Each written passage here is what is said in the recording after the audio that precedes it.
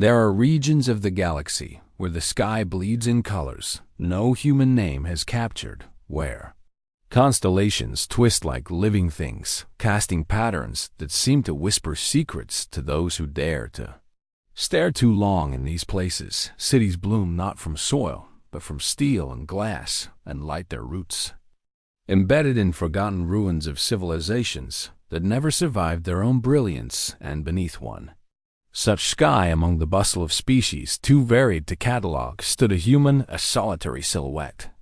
Beneath the buzz of airborne traffic and neon-drenched haze, his name was Max Harker. His life collection of unfinished stories and unasked questions. He was a detective by trade, yet beneath the badge of his profession lay a soul restless for something that had no name. He stood leaning against the seas, chilled concrete of a world that never slept, watching the alien stars as if they might offer answers to riddles no one had spoken. Yet what descended upon his world was not a truth nor a revelation, but a figure walking as if she owned the gravity that pulled others down her skin, the vibrant green of spring.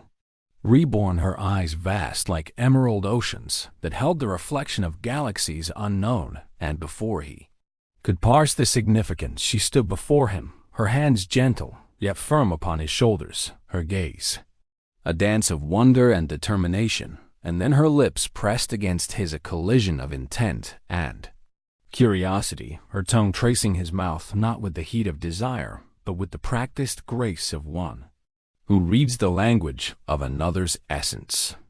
Max reeled back from her touch, his mind scrambling to reconcile instinct with confusion, his breath heavy, his thoughts tangled in the sensation her presence had forced upon him. He wiped his mouth more from disbelief than from discomfort, his eyes searching hers for answers instead. He found an expression that transcended species, a mingling of embarrassment and realization. Her cheeks darkened into a deeper green, a flush of mortification, and she raised her hands as if warding off his growing bewilderment. Her voice, soft yet steady, spilled an apology coated in sincerity. She explained that among her people, the aliens, it was custom to greet with a kiss, but not just any kiss. It was a tasting and exchange, a swift sampling of chemical truths that no eye could see nor ear could hear. Their tongues were conduits of understanding, mapping the layers of another's being in a way that transcended spoken words. Her name was Thalia Vex, and she offered it like a peace treaty. Across an unintended offense with her name came the unraveling of what was meant to be a simple meeting, a client connection forged by necessity, now altered irreversibly by cultural collision. Max stood there, his thoughts still racing as he extended his hand. The human way to start again. She took it hesitantly, her grip cool but firm, and so began an understanding not born of logic but of shared awkwardness, two beings from worlds apart bound by a gesture misunderstood, yet unforgettable. Their journey led them deeper into the city where every street whispered tales of ambition, betrayal, and dreams deferred. New Terran was not a place for the faint-hearted. It was a city that devoured the unwary and crowned the relentless. Max led Thalia to a small cafe tucked between towers that clawed at the stars, the air inside thick with the scent of exotic spices and unspoken deals. In the dim corner of this haven, Thalia unveiled truths cloaked in myth. She spoke of the stellar heart, a gemstone of deceptive beauty, but within its crystalline shell lay a map ancient and forbidden, leading to the Prometheus, a colony ship whispered about in human legend, a vessel that vanished before the annals of history were inked. It carried within its vaults technology forged in the infancy of human expansion, designs so potent that they promised to tilt the balance of power in the galaxy toward whoever held them. Thalia's voice carried a weight that pressed upon Max's shoulders. This was no longer a detective's quest for a missing trinket. It was a journey toward the heart of a legacy. Yet as the gravity of her words settled, a shadow crossed the threshold. Krex mercenaries entered, gray-skinned giants with bone ridges that marked them as predators for hire. Thalia's eyes narrowed, her instincts flaring without a word. Both she and Max slipped into the labyrinth of streets outside, their lives now tethered by the pursuit of something far greater than themselves. They ran together through arteries of steel and neon, Thalia's hand never releasing his grip. Lifeline against the sprawling chaos, Max's lungs burned, but he followed, guided not just by necessity, but by the strange bond her presence had kindled. Her knowledge of the city's hidden veins was impeccable, turning corners that swallowed them from sight, ducking through service tunnels that stank of machinery and forgotten dreams. Finally, they reached his apartment, a modest high-rise perched among towers that scraped the belly of the sky, its walls plain, its furniture functional, but within it, Max found the familiar, the comfort of solitude now disturbed by an alien guest who carried the weight of forgotten worlds. He poured bourbon, the drink of earth strong, and biting, Thalia sipped cautiously, her expression contorting before melting into curiosity. She likened it to tasting a storm fire wrapped in oak. Max laughed for the first time since their flight, their barriers beginning to fracture. He pressed for answers, his questions sharp, but his gaze soft. Thalia exhaled a breath, heavy with confession. She was no mere assistant. She was an agent of the Galactic Heritage Protection Agency, guardians of relics too dangerous to be left to greed and ambition. The Stellar Heart was not just a relic. It was a key to a ship that should have never been lost, a ship that held the power to end wars before they began. Max listened, his mind weaving the implications of her revelations with the threads of his own growing suspicions. He watched Thalia not just as a subject of inquiry, but as a mystery embodied. Her voice was soft yet resolute, her eyes never leaving his as she spoke of humanity with an awe that was both analytical and deeply personal. She marveled at the intensity of human emotion, the way passion spilled unchecked in ways that her people had long since tempered and curated. She admitted that her kiss, her greeting, was also a curiosity to feel firsthand the rawness of a human's being, to know what words could never reveal. And in that confession, Max found a strange solace, the distance between them narrowing not because of duty, but because of desire to understand one another fully. And in the quiet of that room, their lips met again, not as strangers, but as explorers charting the terrain of each other's truths. Their connection deepened, each touch a question, each embrace and answer. Their night together became not merely a collision of bodies, but a merging of two histories, two perspectives entwined in the universal language of closeness and discovery. Morning arrived, harsh and unrelenting. Thalia was gone, her scent a ghost, her absence a wound. The data pad, his notes, everything that tethered his investigation had vanished along with her. His mind reeled not just with betrayal, but with the sharp ache of connection severed. His calm blinked cold and unfeeling. Madame Alorea's voice, smooth as silk and sharp as glass, revealed the final truth. Thalia was not an agent of protection, but Martin's most prized specialist. Her deception was precise, her methods honed. Max felt the sting in his pride, but deeper still was the hurt that blossomed in his chest, the ache of being used, of intimacy forged on false pretenses. Yet beneath the storm of his emotions burned a resolve, forged not in anger, but in determination. He would find her, not to exact vengeance, but to reclaim the narrative of his own heart. His pursuit led him through the veins of New Terran to the Obsidian Nexus, a sanctum of the elite, where shadows had weight and secrets held currency.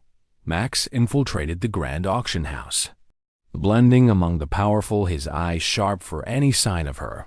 And there, among the glitter of wealth and the hum of clandestine desire, he saw her. Thalia, resplendent in silver, her green skin luminous, her eyes pools of regret and resolve. She pulled him into a shadowed alcove, her voice a blend of apology and urgency. She confessed everything, her sister held hostage by Morton, her choices driven by chains. Unseen, she showed him proof, a holographic image of a young alien girl bound and afraid. Max's skepticism dissolved against the undeniable humanity of her plea.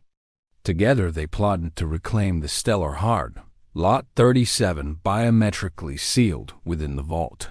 Max created a diversion sowing chaos among volatile species, while Thalia navigated the labyrinthine corridors of the Nexus. They breached the vault, retrieving the heart. A crystalline gem pulsing with a light that seemed alive, their escape was a gauntlet, alarms blaring, boots pounding the cold floors, their breaths ragged, yet determined. They found refuge in a maintenance room. Thalia stood, her back straight, her eyes fierce. She refused to leave.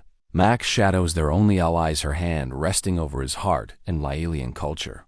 This was not a gesture, but a vow, her touch, a silent promise that she would not abandon him, not now, ever. Their kiss in that small, forgotten room was no longer born of misunderstanding. It was a testament, a covenant sealed by shared peril and mutual respect. Together, they executed their plan of civilization, repurposing Thalia's tracker to mislead their pursuers, while they navigated the waste chutes descending into the Undercity, where forgotten souls carved lives from the detritus. Max guided them to Chase, a human relic with hands that turned broken circuits into reborn marvels. Chase extracted the data from the stellar heart, revealing not just coordinates, but a message, a recording from Captain James Harker, a face that mirrored Max's own, a lineage awakening across the void of time. The Prometheus was not lost. It was waiting, carrying a defense matrix capable of turning the tides of any conflict.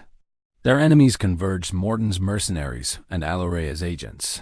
Their escape was a mad ship sleeping in the embrace of the stars.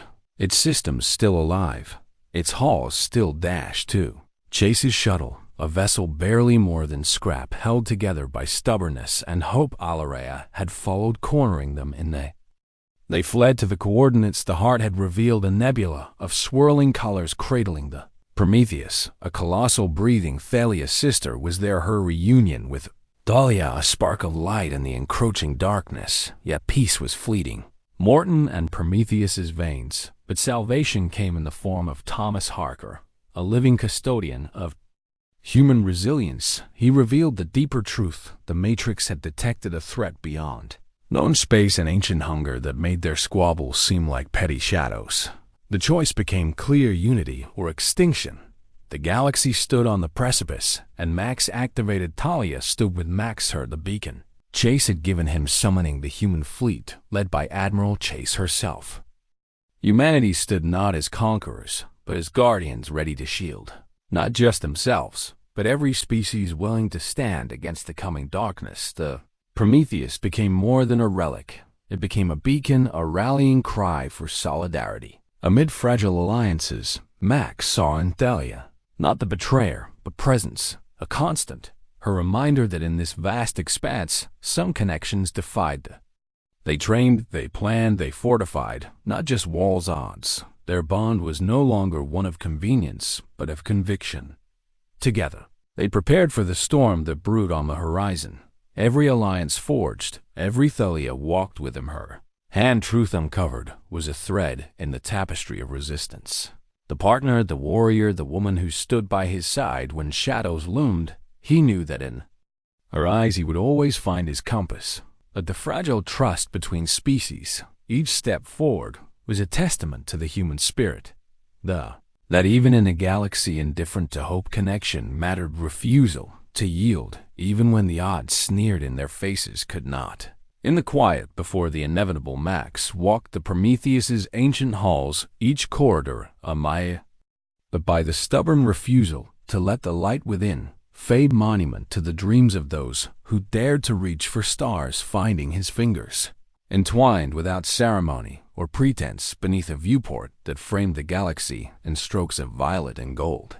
Max found himself whispering promises to the stars that he would not let history repeat, that the mistakes of the past would not be the inheritance of the future. Her head rested on his shoulder, her presence an anchor in the infinite within. They stood together, ready to face whatever emerged from the void. Their love no longer an accident, but a defiance, a statement. Their kiss was no longer a question.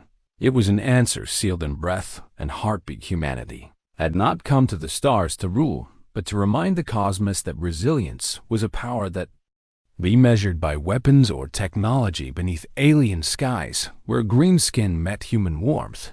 They built a promise that even the vastness of space could not dissolve. And so the Prometheus stood vigilant, a monument to endurance and possibility. Fleets gathered alliances once brittle, now reforged. Max Harker and Thalia Vex stood not just as human and alien, not just as detective and deceiver, but as proof that love could bloom in the soil of confusion, that trust could grow from the seeds of betrayal, that sometimes the greatest journeys begin unexpected kiss and lead not just to salvation, but to a future where no one faces the darkness alone. Together they would face the void, hand in hand, heart to heart, across the endless night.